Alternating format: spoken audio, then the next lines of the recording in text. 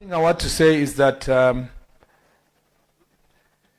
education is not just about the employment itself, it's about mindset. Those of you who have come here, I believe that as you graduate, you know that the hard work you have gone through did not just give you the skills to serve and to make money. It also gave you the opportunity to know how to live with others. It prepared your mind, it toughened your mind. It gave you skills that enable you to navigate through life. Why I'm saying this is because we are, as a country, grappling with the challenges of mental health. And we are grappling with the challenges of a society of many young people who expect things to be done for them. We are also grappling with a situation where, because of the exposure of social media and many other, the advancement of technology, there are many young people who, by virtue of being on TikTok, Facebook, and Twitter, and other social media platforms, they assume that the things they see there really are existing in real life. Some of them are AI generated, some of them are pretense. And sometimes your friend just needs, he has gone to town, he poses behind somebody's car, and then anachukua, anapost online, anasema, enjoying soft life. Yeah? And because you have not seen them for a while, you see this one, soft life. You see the other one, you go TikTok, another one is soft life. You go another one on Facebook, yeah, soft life. But in reality, they are not enjoying soft life. Meanwhile, you are getting depressed here, that I'm the only one remaining who is not enjoying soft life. And what happens after that? You become depressed, you enter into wrong company, you start enjoying illicit substance, and from there your life gets lost. Education, training, and the process you went through here toughens your mind, toughens your heart, gives you opportunity to work with others like you and be able to understand their story. I have told many young people that don't be cheated by anybody to believe that people like your teachers, like the principal here, like the member of parliament, like a cabinet secretary, don't be cheated that they just became what they are instantly. You need to listen to their stories. You need to trust the process they have gone through. These are people who have, slept hungry.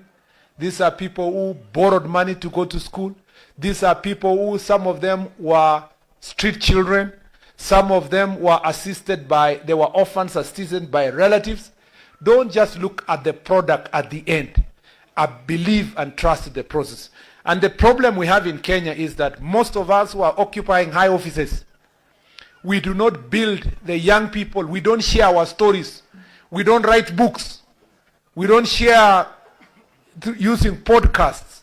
We don't give out the stories of how did we reach where we are. And therefore, so many people think that it just happened instantly. It's important that each one of us appreciates that it takes a process to reach where you are.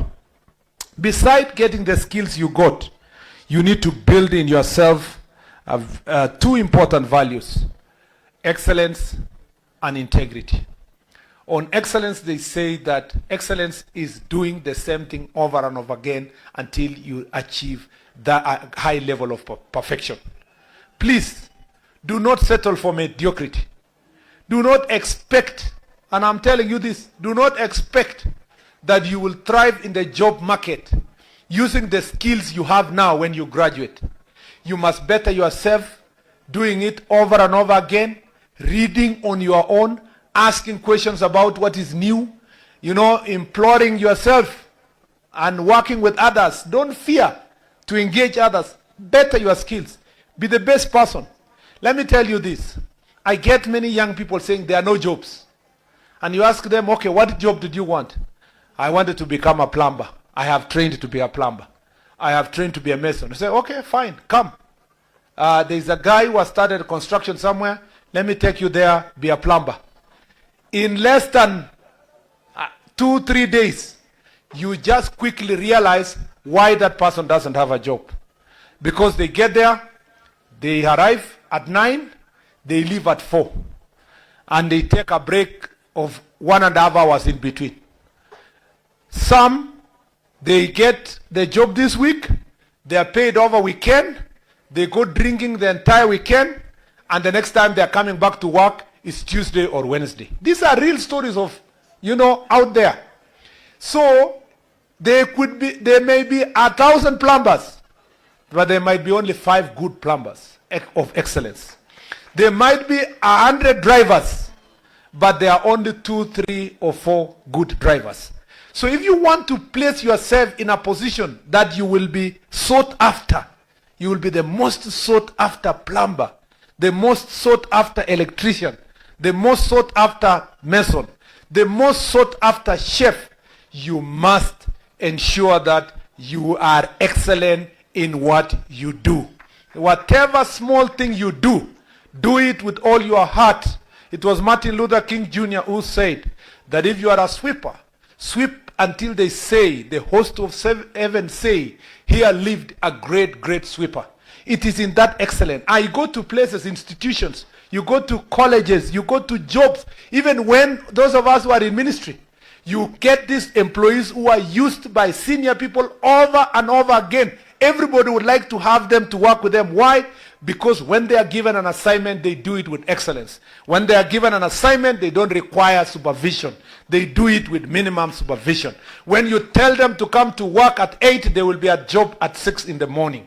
When you tell them your time is to work up to 5, they leave at 8 in the evening. And every given time, he wants to conquer the next stage, the next stage, the next stage. You cannot succeed in life if you are going to settle in mediocrity. You must be able to work and put effort to ensure that you are excellent. Number 2, you must have integrity.